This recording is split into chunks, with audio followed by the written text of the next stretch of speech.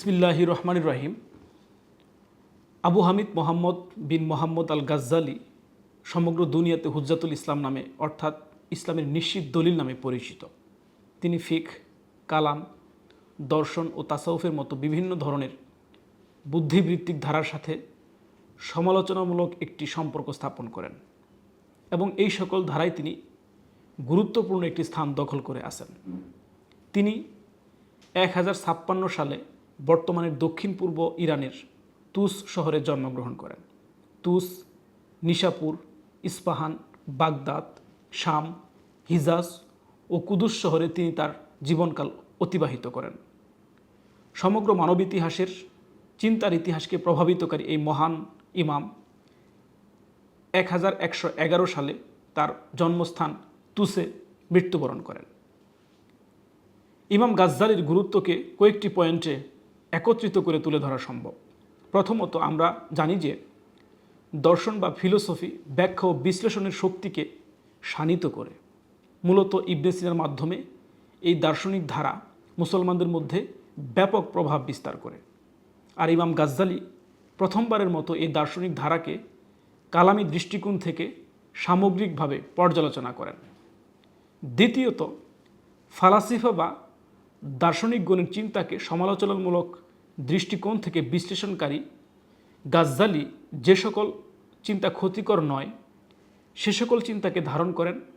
তার এই পন্থা কালামি ও তাসাউফি ধারায় অনেক বড় একটি পরিবর্তন নিয়ে আসে। তৃতীয়ত, ইমাম গাজ্জালি নাকলি বা ওহীভিত্তিক জ্ঞানের ইতিহাসকেও সমালোচনামূলক একটি দৃষ্টিকোণ থেকে বিশ্লেষণ করেন। এ সকল জ্ঞানকে ভালোভাবে বিশ্লেষণ করার পর তিনি দাবি করেন যে এই সকল জ্ঞান তার উদ্দেশ্য থেকে সরে গিয়েছে এবং সময়ের পরিক্রমায় রূহবিহীন হয়ে শুধুমাত্র জ্ঞানের একটি ফরমাল শাখায় রূপান্তরিত হয়েছে।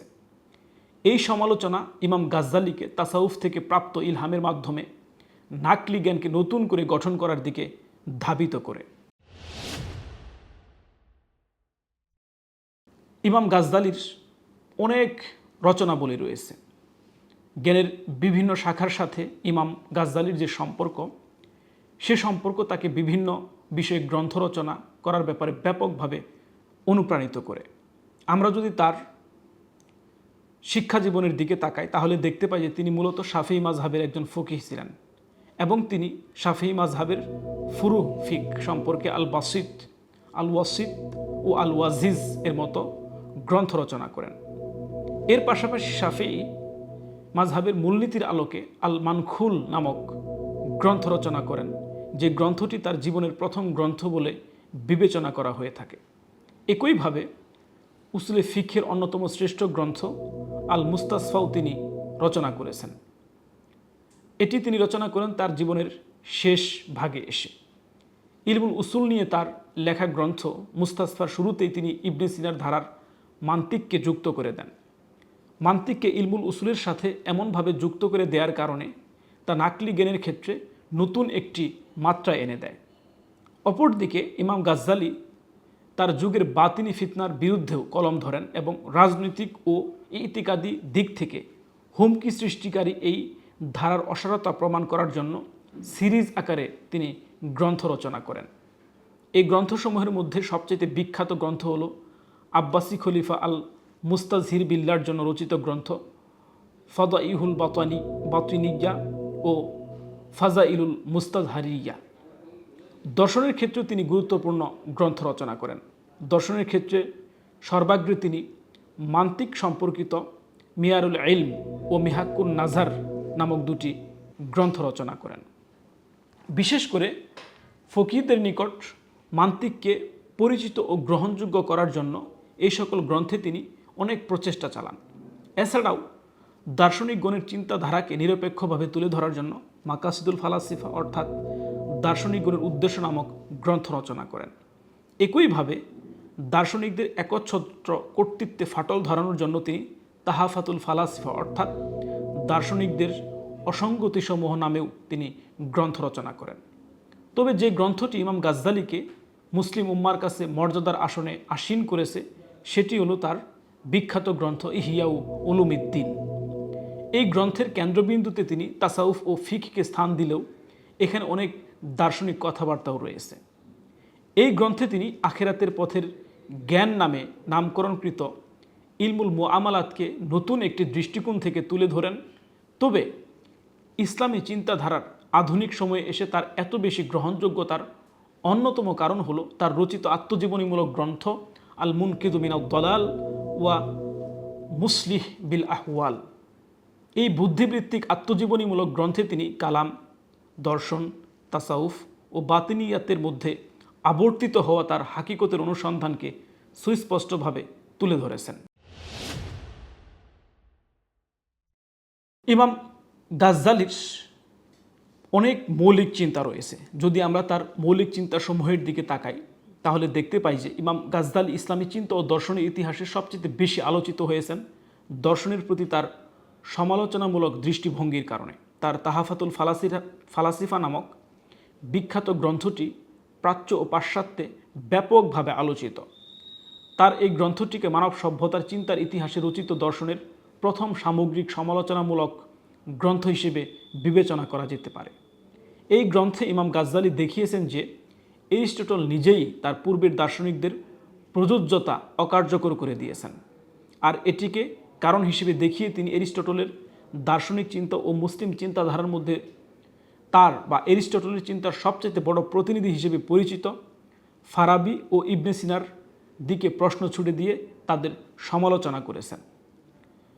তার চিন্তাকে বিশ্লেষণ করলে দেখা যায় যে তিনি কখনো কখনো সামগ্রিকভাবে সকল দার্শনিক চিন্তাকে সমালোচনা করেছেন, তবে দার্শনিকগণের প্রতি তার যে সমালোচনা সেটি আংশিক।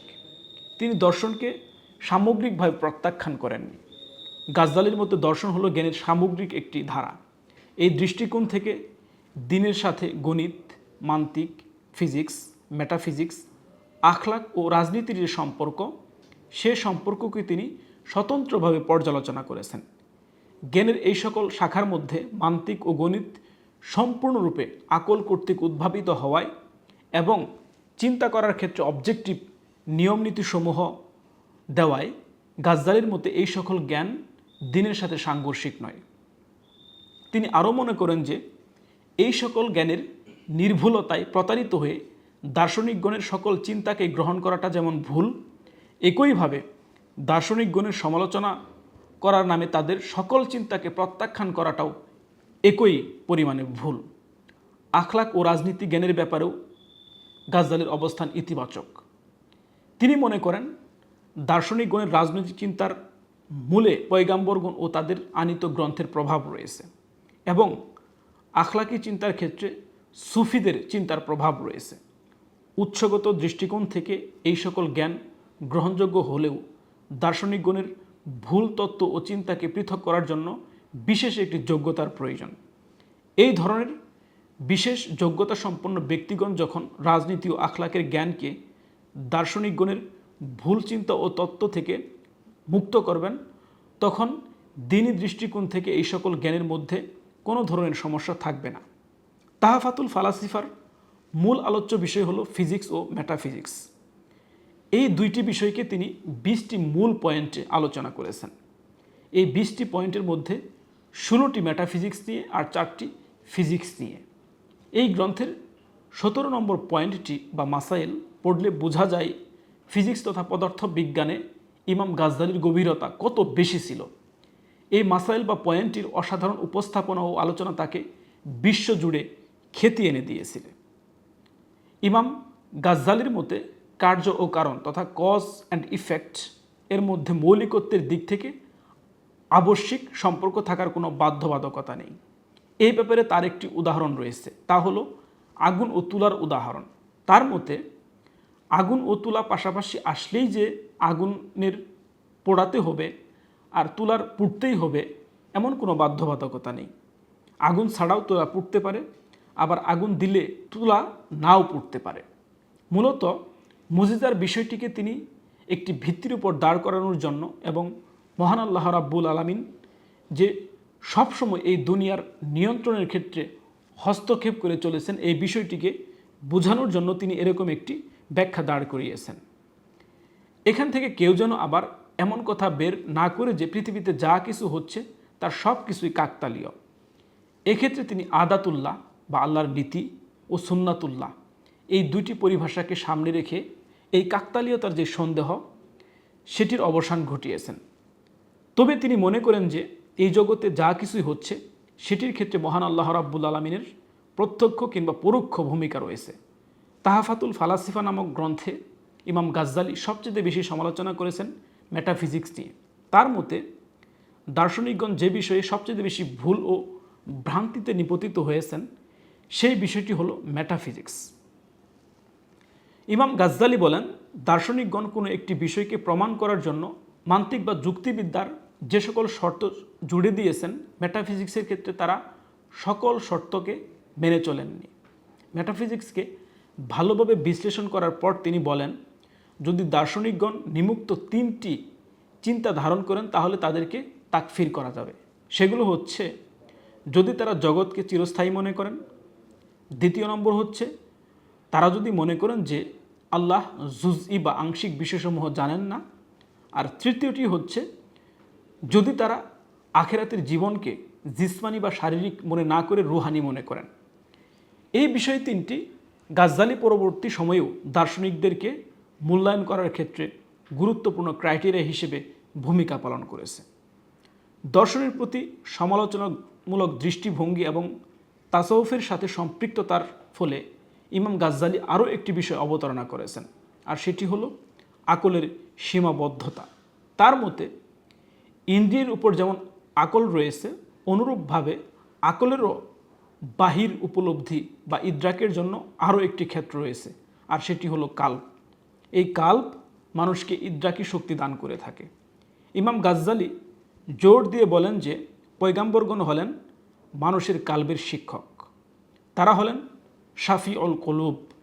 আর এক্ষেত্রে আকলের কাজ হলো পয়গাম্বরগণের সত্যতাকে স্বীকার করা ও যারা কাল্বের রোগ থেকে মুক্তি পেতে চায় তাদেরকে পয়গাম্বরের নিকটে নিয়ে যাওয়া।